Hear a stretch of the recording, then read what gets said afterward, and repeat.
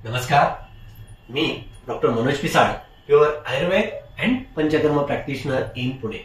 आज आपण मायग्रेन म्हणजेच डोकेदुखी आणि आयुर्वेद या विषयात थोडक्यात बोलणार आहोत। आता ही डोकेदुखी, बऱ्याच जणांची डोकेदुखी ह्या अलीकडच्या काळात फार वाढताना दिसते। आता ही डोकेदुखी फक्त डोकं दुखत नाही, डोक्याबरोबर तुमचे डोळे दुखायला लागलेले असतात, प्रकाश सहन होत नाही, अंधाऱ्या खोलीत कुठेतरी जाऊन बसावं वाटत असतं, उलटी आल्याची फिलिंग होत असते, उलटी केल्याशिवाय बऱ्याच जणांचं समाधान होत नाही किंवा उलटी केल्यावर हळूहळू डोकेदुखी ही थांबत असते। ही सगळी लक्षणं मायग्रेन मध्ये आपल्याला दिसत असतात। आता हा मायग्रेन होतोय कशामुळे?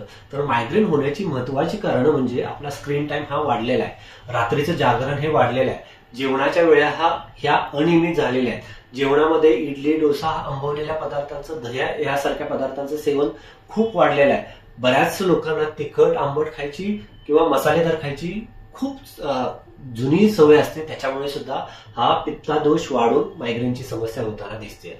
आता मायग्रेन झाला किंवा डोकेदुखी सुरू झाली की बरेच लोक कुठली तरी अँटासिड घेणं किंवा पित्तावरची गोळी घेणं, एखादं पेन किलर घेणं आणि तेवढ्यापुरतं तो मायग्रेन दाबला जातो। पण सुरुवातीच्या काळात हा महिन्यातनं एखादा अटॅक येतो मायग्रेनचा, नंतर 15 दिवसातनं येतो, नंतर आठवड्यातनं यायला लागतो, नंतर बऱ्याच लोकांना दररोज अँटासिड आणि पेन किलर घेतल्याशिवाय त्यांचं डोकंच राहत नाहीये। परंतु हा आजार आयुर्वेदाच्या साह्याने आपल्याला अगदी 100% घालवता येतो। त्यासाठी तुमचे जे जवळचे आयुर्वेदिक डॉक्टर आहेत त्यांच्या सल्ल्याने वमन किंवा विरेचन, तुमच्या शरीराला जी ट्रीटमेंट सूट होईल त्यानुसार वमन किंवा विरेचन ही ट्रीटमेंट जर केली तर आपल्या शरीरात साठलेले पित्ताचे जे दोष आहेत ते अगदी चांगल्या पद्धतीनं मुळासकट काढता येतात। आणि त्याचबरोबर आयुर्वेदातली दुसरी महत्वाची ट्रीटमेंट म्हणजे लीच ट्रीटमेंट, त्याला जलोक औषधन असं म्हटलेलं आहे। ह्याही ट्रीटमेंटचा एवढा चांगला रिझल्ट येतो, तुमची डोकेदुखी ही विदाऊट पेन किलर आपल्याला त्याच दिवशी आणि लगेच थांबवता येत असते। त्यामुळे वमन विरेचन किंवा जलोक औषधन ह्या ट्रीटमेंट, ह्या आजारावरचं हे रामबाण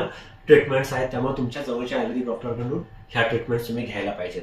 परंतु हा मायग्रेन अगदी थोडक्या स्वरूपात सुरू झाला असेल तर आपल्याला काही घरगुती उपचार करता येतात का? तर नक्की घरगुती उपचार करता येतात।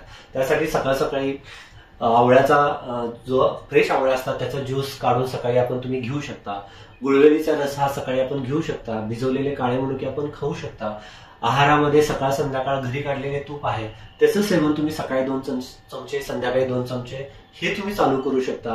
आहारातून आंबट, तिखट, खारट हे पदार्थ कमीत कमी घ्यावेत, बाहेरचे पदार्थ बिलकुल बंद करावेत, वेळेवर जेवण घ्यावं। ह्या साध्या साध्या गोष्टींचं तुम्ही तुमच्या लाईफस्टाईलमध्ये सुधारणा जर केली तर मायग्रेन हा आपल्याला नक्की चांगल्या पद्धतीनं आटोक्यात आणता येतो। त्याचबरोबर बऱ्याच जणांचं पोट साफ होत नाही, त्या लोकांनी आविपत्तिकर नावाचं चूर्ण किंवा त्रिफळाचं चूर्ण हे जर घेतलं तर त्याचा सुद्धा अतिशय आपल्याला चांगला उपयोग करता येतो।